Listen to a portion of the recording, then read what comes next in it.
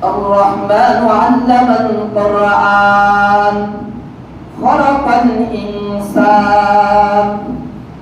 যেই কথার সারমর্ম হচ্ছে যে আল্লাহ তাআলা যাদেরকে কোরআনের শিক্ষায় শিক্ষিত করে প্রকৃত মানুষ তারাই হতে পারে। কোরআনের শিক্ষা যতক্ষণ পর্যন্ত কোরআনের শিক্ষায় শিক্ষিত হয় নাই ততক্ষণ পর্যন্ত এরা প্রকৃত মানুষ হতে পারে না। এরা জমিনে বসবাস করে মানুষ রূপে এরা শরীর পায়, মানুষের মতো চোখ পায়, মানুষের মতো হাত পায়, কিন্তু এরা জমিনে বসবাসকারী কিছু হায়াওয়ান জানোয়ার চতুষ্পদ জন্তুর মতো, বায়ুভূম আদায় চতুষ্পদ জন্তুর মতো কেমন হয়, বরং এর চাইতেও তারা খারাপ। তাহলে কোরআনের আল্লাহর বিধানের বিপক্ষে কারা অবস্থান নেয়? তসলিমা নাসরিনের ডিম থেকে ফোটা বাচ্চা যারা আছে, হেডকোয়ার্টার ইবলিসের ওই রশটাকে জন্ম নেওয়া যারা আছে, তারাই কোরআনের বিধানের বিপক্ষে অবস্থান নেয়। মতেই থাকেন না কেন, যখন কোরআনের বিপক্ষে কেউ অবস্থান নেবে তার বিপক্ষে অবস্থান নেওয়ার দায়িত্ব আমার মুসলমান হিসেবে। এটা মাথায় রাখতে হবে। অর্থাৎ সমস্ত ক্ষমতার উৎসকে বলেন, সকল ক্ষমতার উৎসকে, সকল ক্ষমতার উৎস আল্লাহ, সকল ক্ষমতার উৎস জনগণ না। সকল ক্ষমতার উৎসকে বলেন, সকল ক্ষমতার উৎস হচ্ছে আল্লাহ। আল্লাহ কত পাওয়ারফুল, যার পাওয়ারের বহিঃপ্রকাশ আল্লাহ নিজেই ঘটাই দিয়েছে। দেখেন সারা পৃথিবীতে একাই আকাশ আল্লাহ তৈরি করেছে, একটা খুঁটি ব্যবহার করে নাই। আপনার আমার একটা বিল্ডিং তৈরি করতে কতগুলো পিলার লাগাইতে হয়, আবার এটার একটা মেয়াদ থাকে, এই মেয়াদ পরে এটা অসল হয়ে যায়, এটা আর সচল থাকে না। কিন্তু আল্লাহ যে আসমান কত হাজার বছর আগে মেরামত করেছে, আজ পর্যন্ত এদিকে দেওয়া হচ্ছে না সাবধান, উত্তরাঞ্চলে সতর্কতার সাথে চলবেন, যেন আকাশ মেরামত হচ্ছে। আপনারা এরকম কোন সাইনবোর্ড দেখছেন যে সূর্য অনেক দিন থেকে আলো দিয়ে আসতেছে, এর পার্সের কোন প্রবলেম হয়েছে, কিছু পার্স মেরামত হবে, সুতরাং 7 দিন সূর্য আলো দেওয়া বন্ধ থাকবে? দেখছিলেন কোনদিন? তাহলে আল্লাহ বলেন ওই পাওয়ারফুল। এই জায়গা মাথায় রাখতে হবে, আমি দুনিয়াতে সবকিছু হারাইতে পারি, আমি যেন আমি আমার আল্লাহকে না হারাই। এই দুনিয়াতে বসবাস করে যারা আল্লাহকে পেয়েছে তারা সবকিছু পেয়েছে, যারা আল্লাহকে পায় নাই তারা কোনো কিছু পায় নাই। সুতরাং সুপার পাওয়ারের কাছে মাথা নত করার দরকার নাই। সুপার পাওয়ার দুনিয়াতে কেউ নাই, সুপার পাওয়ার একমাত্র আল্লাহ। বলেন কে সুপার পাওয়ার? আমেরিকায় দাবানল শুরু করে দিয়েছিল, আমেরিকা নিভাইতে পারে নাই। ইসরায়েলে এখন শুরু হয়েছে, তারাও পারতেছে না। এই কার শক্তি বলেন? সব গাছপালা মাইলকে মাইল করে সরকার করে দিচ্ছে। আর ইব্রাহিমের খলিলকে আগুনের ভিতরে নমরুদ নিক্ষেপ করেছে, আগুন একটা পশম পড়ে দিতে পারে নাই ইব্রাহিম খলিলুল্লাহ। এই পাওয়ার কার বলেন? এই পাওয়ার দিয়ে আল্লাহ আপনাকে আমাকে তৈরি করেছে। সুতরাং আমরা যদি মাথা নত করে সুপার পাওয়ার আল্লাহর কাছে মাথা নত করবো, অন্য কারোর কাছে নয়। আমি যদি বসবাস করি, আমি যদি বুক খুলে কথা বলি, আমেরিকার মতো রাষ্ট্রের সামনে দাঁড়িয়ে আমি ঈমান নিয়ে বুক খুলে কথা বলতে পারবো, ঈমানই বলে যখন আমি বলিয়া হব। আল্লাহু ওয়াহদাহু লা শারীকা লাহু وأشهد أن سيدنا وسندنا ونبينا وشفيعنا وحبيبنا وحبيب ربنا وطبيبنا وطبيب قلوبنا ومولانا محمدا عبده ورسوله الذي أرسله بالحق كافة للناس بشيرا ونذيرا وداعيا إلى الله بإذنه وسراجا منيرا. أما بعد فقد قال الله تعالى في كلامه المجيد وفرقان الحميد: أعوذ بالله من الشيطان الرجيم. بسم الله الرحمن الرحيم.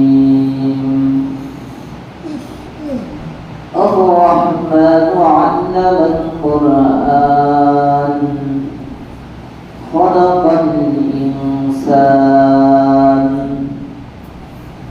صدق الله المولانا العظيم وصدق رسوله النبي الكريم ونحن على ذلك لمن الشاهدين والشاكرين والحمد لله رب العالمين شكر درودي ورحمة اللهم صل على محمد وعلى آل محمد كما صليت على إبراهيم وعلى آل إبراهيم إنك حميد مجيد اللهم بارك على محمد وعلى آل محمد كما باركت على إبراهيم وعلى آل إبراهيم إنك حميد مجيد بزرگان محترم حضرت মুসাল্লিয়ান ইকরাম আমরা সর্বপ্রথম আল্লাহ সুবহানাহু ওয়া তাআলার আলিশান দরবারে শুকরগুজার হচ্ছি যে মহান মালিক আমাদেরকে অত্যন্ত দয়া করে মায়া করে মহব্বত করে ভালোবেসে আমাদের হায়াতকে দীর্ঘায়িত করে আল্লাহ পাকের পবিত্র ঘরে জুমার নামাজের জন্য উপস্থিত হওয়ার মতো তৌফিক দান করেছে সেই জন্য আমরা সকলে অন্তর থেকে শুকরিয়া আদায় করি সকলে বলি আলহামদুলিল্লাহ মুআজ্জিজ মুহতারাম আল্লাহ রাব্বুল আলামিন মানব জাতির হেদায়েতের জন্য কোরআন নাযিল করেছেন কোরআনের মধ্যে কতগুলি আয়াতের মধ্যে আল্লাহ উপদেশ দিয়েছেন কতগুলি আয়াতের মধ্যে আল্লাহ নসিহত করেছেন কিছু আয়াতের মধ্যে আল্লাহ তাআলা নবী রাসূলদের এবং বিভিন্ন জাতি গোত্রের ঘটনা বর্ণনা করেছেন কিছু আয়াতে আল্লাহ বান্দাদের জন্য পালনীয় বিধান নাযিল করেছেন আমাদের জন্য কোরআনের প্রত্যেকটা আয়াতের বিধানকে মেনে চলা এটা উম্মতে মুসলিমার জন্য আবশ্যক কোন ব্যক্তি যদি কোরআনের সবগুলো বিধান মানে আর একটা বিধান যদি না মানে তাহলে এই লোকটা ঈমানদার থেকে নাকি বেঈমান হয়ে যায়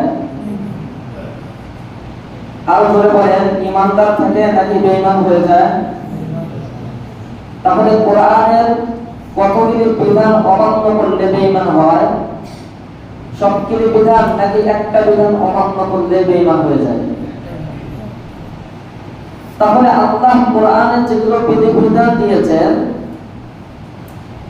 এগুলো উম্মতের জন্য পালনীয় কর্তব্য এটা উম্মতের জন্য কল্যাণ নাকি অকল্যাণ এটা সবথেকে ভালো কে বোঝে বলেন আল্লাহর থেকে কি কেউ ভালো বোঝে কোন বিধানটা উম্মতের জন্য কার্যকর হবে কোনটা বিধান আমার বান্দাদের জন্য উপযোগী এটা আল্লাহ ভালো বোঝেন নাকি বাংলাদেশের কথিত নাস্তিক যারা আছেন তারা ভালো বোঝেন আল্লাহ ভালো বোঝেন না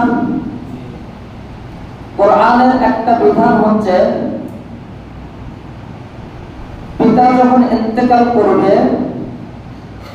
তার পরিত্যক্ত সম্পদ থেকে দুই মেয়ে যেই পরিমাণ পাবে এক ছেলে ওই পরিমাণ পাবে লিযাকারি মিসলু হাজ্জিল উনসায়াইন দুই মেয়ে সমান সমান একজন ছেলে পাবে এটা কার বিধান এই বিধানটা যে আল্লাহ আমাদেরকে দিয়েছেন এটাকে আল্লাহ না বুঝে দিয়েছেন না জেনে বুঝে দিয়েছেন এই বিধানের বিপরীতে আমার জানা মতে বাংলাদেশের সর্বপ্রথম কোরআনের বিরুদ্ধে অবস্থান নিয়েছিল তসলিমা নাসরিন এর আগে কেউ বলছে বলে আমার জানা নেই তো তসলিমা নাসরিন তো এদেশে কোরআনের বিরুদ্ধে অবস্থান নিয়ে দেশে থাকতে পারে নাই, রাতের অন্ধকারে বোরকা পরে এদেশ থেকে পালাইতে হয়েছে, কিন্তু তসলিমা নাসরিন যে চলে গেছে তার দিন থেকে ফোটায় কিছু বাচ্চা রেখে গেছে, যারা বছরে বছরে ঘুরে আর কোরআনের বিপক্ষে এসে অবস্থান নেয়। তসলিমা নাসরিন বলেছিল কোরআনে আল্লাহ এই বিধানটা ভুল বলেছে। নাউজুবিল্লাহ বললেন না, সে যুক্তি পেশ করেছিল। একই বাবার ঔরস থেকে একই মায়ের গর্ভে যেমন ছেলে জন্ম নেয়, একই বাবার ঔরস থেকে একই মায়ের গর্ভে মেয়ে সন্তানও জন্মগ্রহণ করে। মেয়েরও যেমন খাবারের মুখ আছে, ছেলেরও খাবারের মুখ আছে। মেয়েরও যেমন তার লজ্জাস্থান ঢাকতে পোশাক লাগে, ছেলেও তার লজ্জাস্থান ঢাকতে পোশাকের প্রয়োজন পড়ে। তাহলে সর্বক্ষেত্রে সমান, সম্পত্তি বন্টনের ক্ষেত্রে আল্লাহর এই বিধানটা বৈষম্য, সুতরাং কোরআনের এই বিধানটা ভুল বিধান। তসলিমা নাসরিন কি যুক্তি পেশ করেছিল বলেন? সে একটা যুক্তি পেশ করেছিল। আচ্ছা, তার বিপরীতে কোরআনের যুক্তি আছে কি নাই? কোরআনের যুক্তি যে আছে, ইসলামের যে যুক্তি আছে, এই যুক্তি বোঝার মতো বুশক্তি থাকতে হবে। এই বুশক্তি আল্লাহ ঈমানদার মুসলমানকে দান করে, যেটা কোনো নাস্তিককে আল্লাহ দান করেন না। পৃথিবীর ইতিহাসে সর্বপ্রথম আল্লাহর বিরুদ্ধে যুক্তি পেশ করেছিল ইবলিস। ইবলিসকে আল্লাহ দুনিয়াতে কিছু পাওয়ার দিয়েছিল। সে লাগাতার ৮০,০০০ বছর পর্যন্ত আল্লাহর ইবাদত করেছিল, বিনিময়ে আল্লাহ তাকে পৃথিবীর রাজত্ব দিয়েছিল, তাকে জান্নাতে বসবাসের ব্যবস্থা করে দিয়েছিল, তাকে আল্লাহ নেক আমলের জাযায়ে খায়ের আল্লাহ দান করেছিল।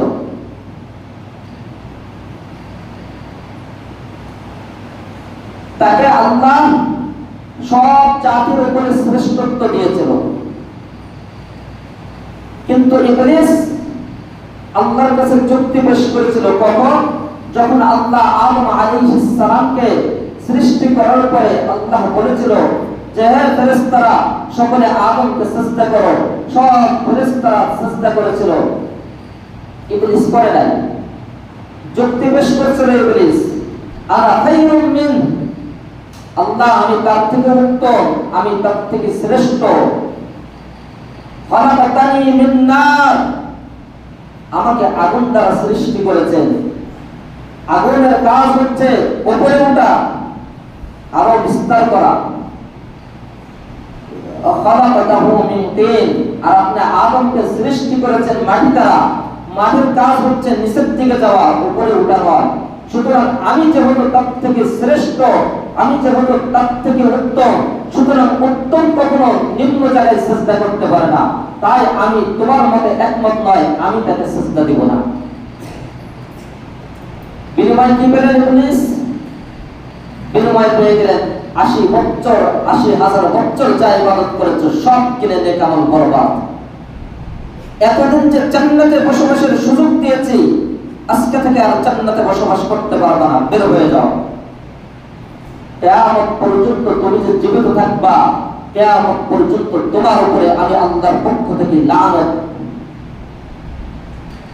আল্লাহর বিরুদ্ধে যুক্তি পেশ সর্বপ্রথম কে করেছিল? ইবলিস করেছিল। এই পৃথিবীতে যত মানুষ আল্লাহর বিধানের বিরুদ্ধে অবস্থান দিবে, সব কেই হচ্ছে ইবলিসের চালাচামুন্ডা, অন্য কিছু না।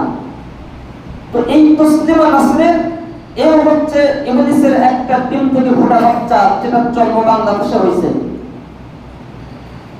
আর এর কিছু ডিম থেকে ফোটা বাচ্চা দেশে রেখে গেছে, যেগুলো বছরে বছরে ফাল পারে আল্লাহর বিধানের বিরুদ্ধে দাঁড়ায়।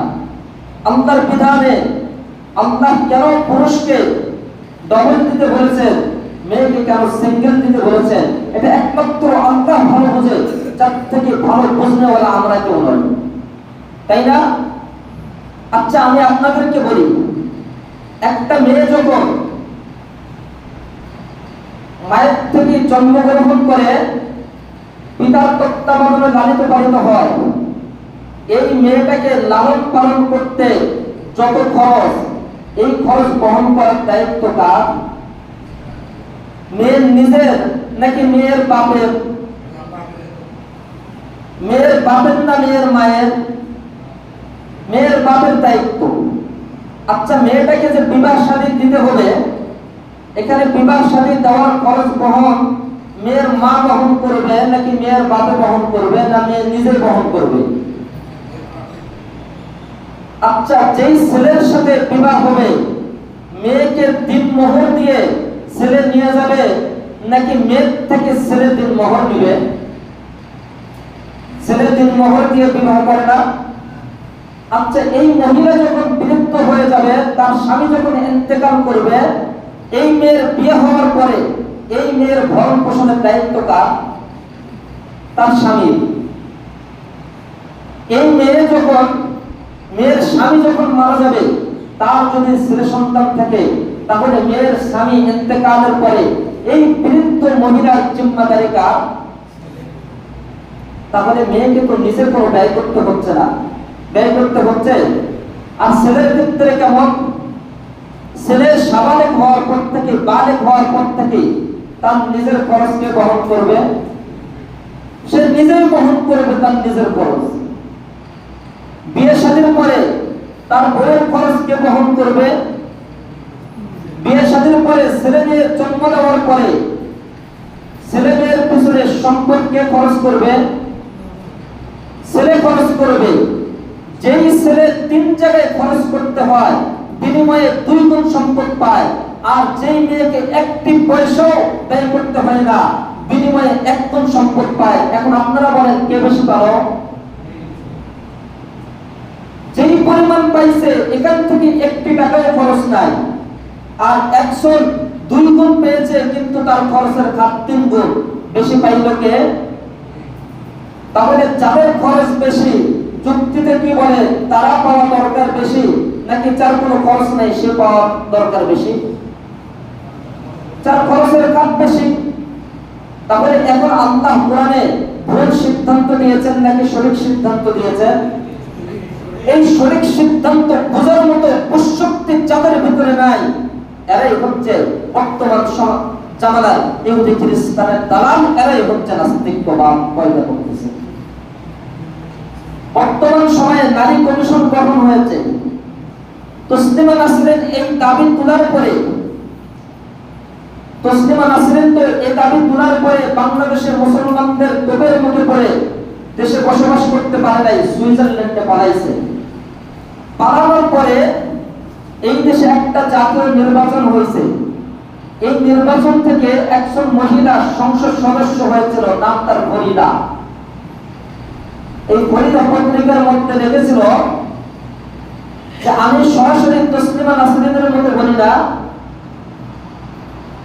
যে আল্লাহ কোরআনে ভুল বলেছে, কিন্তু আমি বলি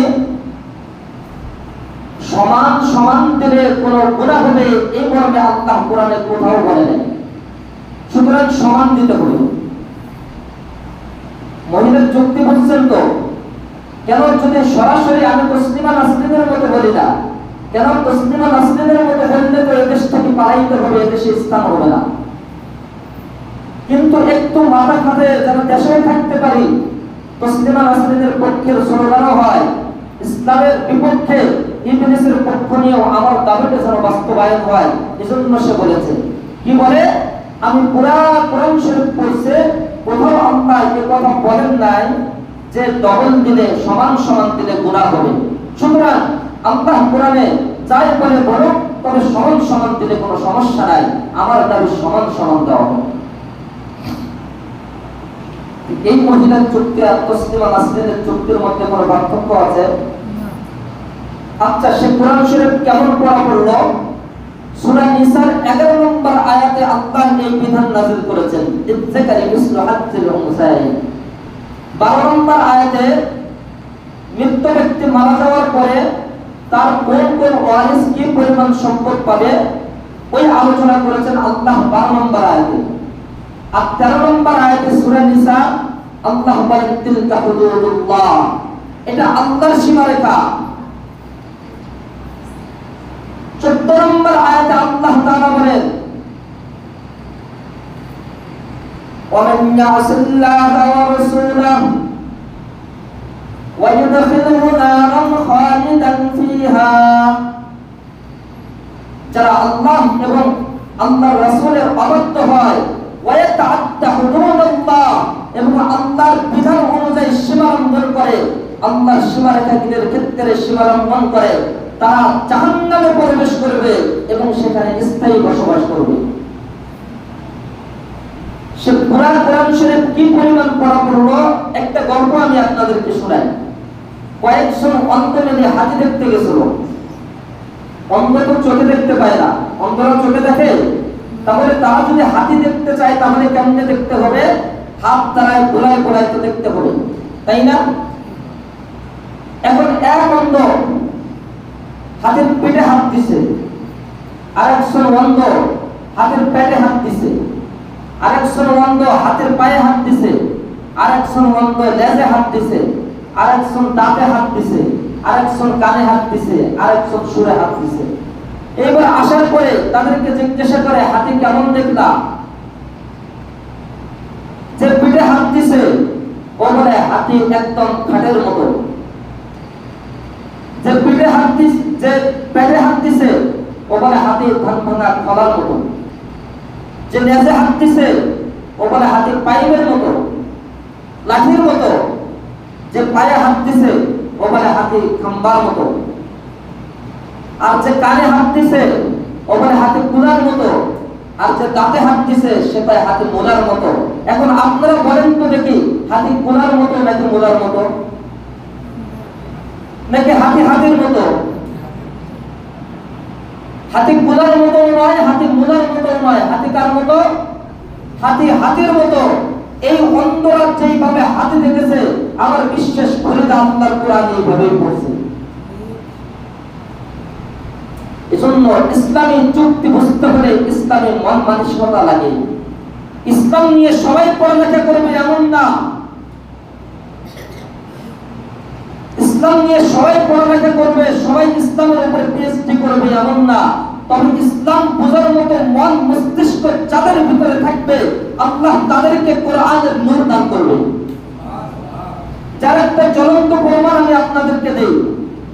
আপনারা বলেন তো দেখি, বিবাহ বহির্ভূত কোন সন্তান জন্ম দিলে এই সন্তানটা বৈধ সন্তান হয় না, হারামজাদা হয়। এই নাকি প্রাইমারির কোন বইয়ের মধ্যে লেখা আছে, হাই স্কুলের কোন বইয়ে লেখা আছে, কোন ভার্সিটির কোন বইয়ে লেখা আছে? কিন্তু এ দেশের শতকরা 99 জন মুসলমান এই কথা বিশ্বাস করে কিনা যে যদি বিয়া বহির্ভূত কেউ যদি সন্তান জন্ম দেয় তাহলে এই সন্তানটা হারামজাদা হয়? এটা আপনারা জানেন কিনা বলেন? কেমনে জানেন? আমি আপনাদেরকে একটা মিসাল দেই, তাহলে আপনারা বুঝবেন।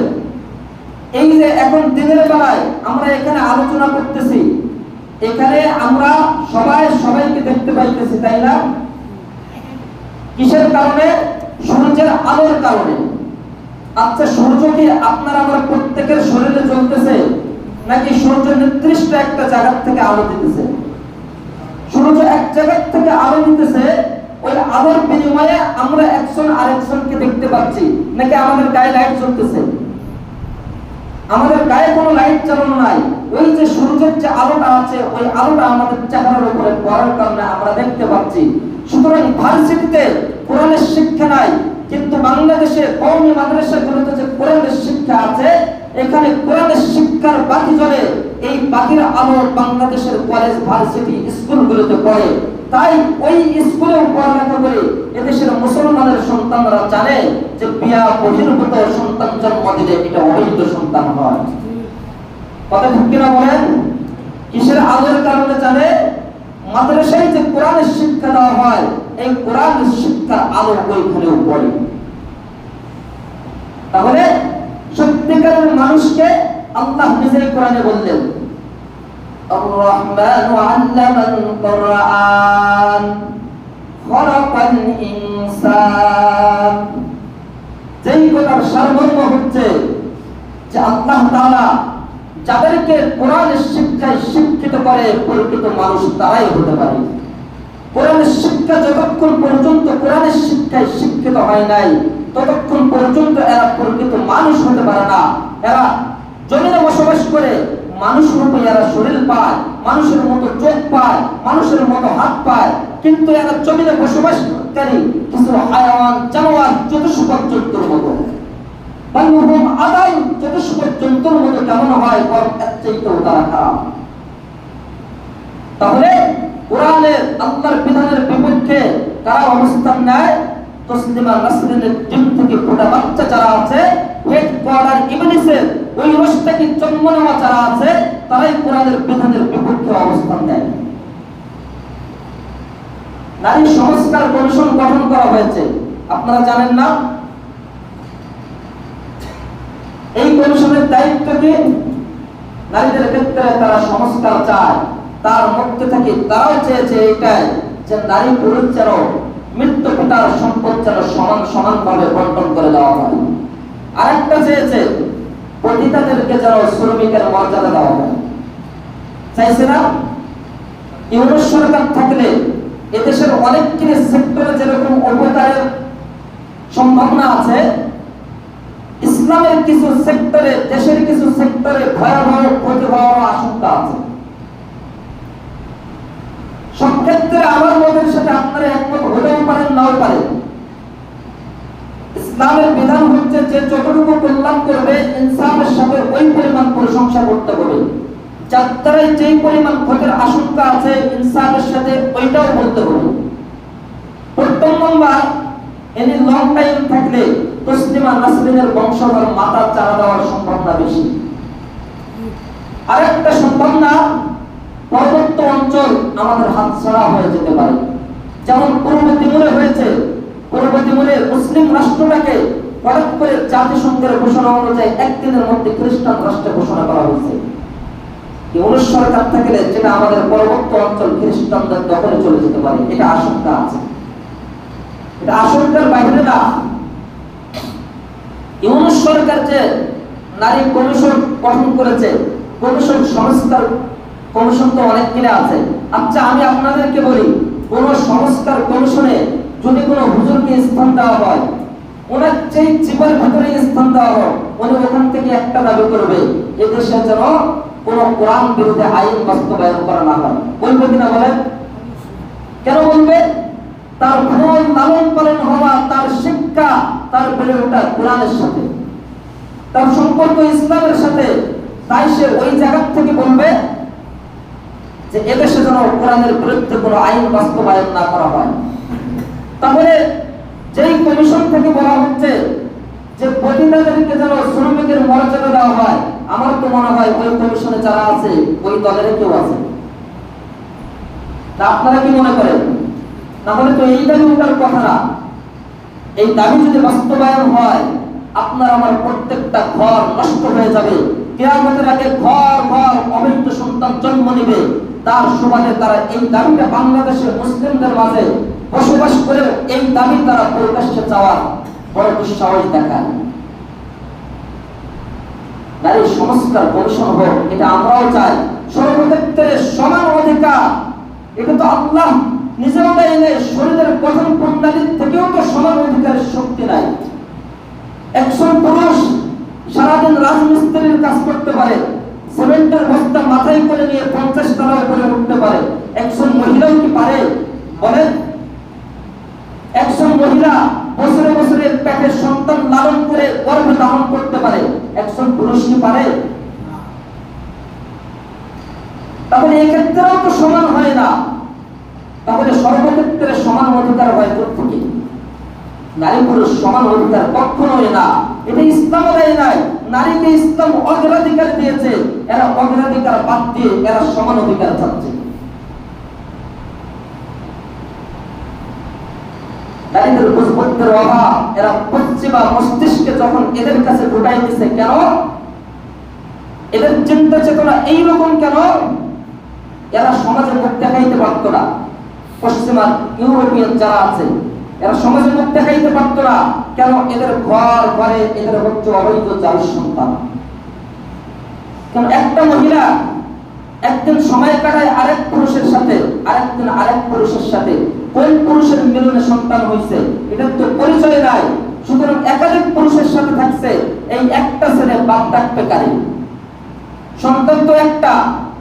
এই কারণে তারা সমান অধিকারের স্লোগানটা মুসলিম রাষ্ট্রগুলিতে কেন ঢুকায় দেয় যে যেই দিন আমাদের ইউরোপিয়ানের মতো রাষ্ট্রগুলিতে আমাদের নারীরা যেমন অবৈধ সন্তান জন্ম দেয়, বাংলাদেশের মুসলমানের সন্তানেরাও যেন ওই দিন অবৈধ জন্মগ্রহণ করে। আমরাও যেমন আমাদের সন্তানদের পিতার পরিচয় দিতে পারি না, তারাও যেন না পারে। আপনারা কি এটা চান? তাহলে ডক্টর ইউনূসের গঠিত এই কমিশনকে আমরা সমর্থন করি না। আর প্রতিটা এদেশের শ্রমিকের মর্যাদা পাক, এটা আমরাও চাই না। মর্যাদা পাইলে কি হবে? এই শেয়ারকোট বাজারে এসে কাস্টমার খুঁজবে।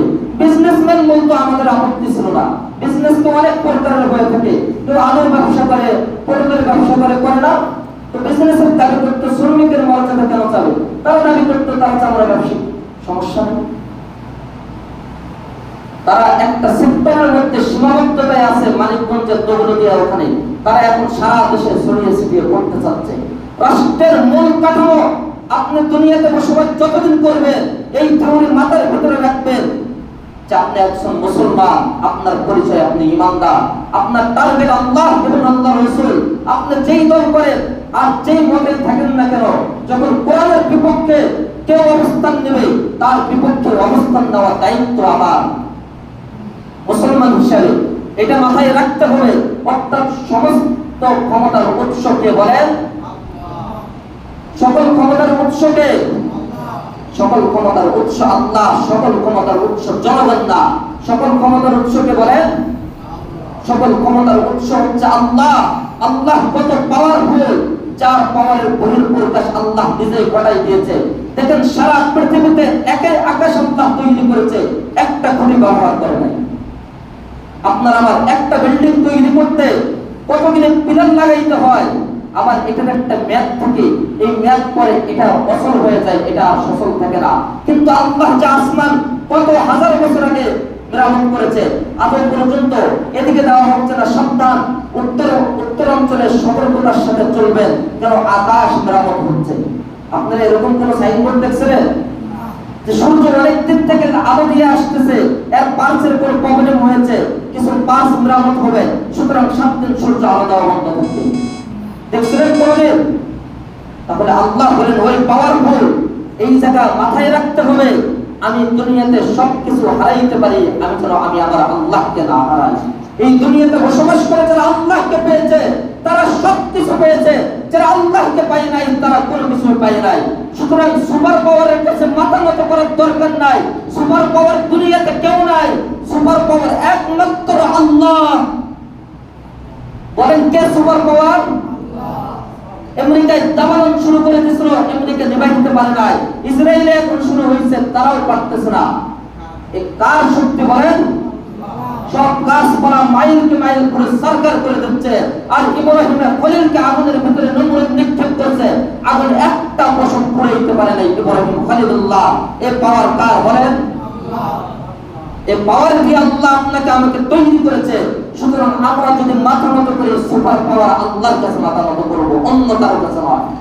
আমি যদি বসবাস করি, আমি যদি মুখ খুলে কথা বলি, ইউরোপ আমেরিকার মতো রাষ্ট্রের সামনে দাঁড়িয়ে আমি ঈমান নিয়ে মুখ খুলে কথা বলতে পারবো, ঈমানই বলে যখন আমি বলিয়া হব।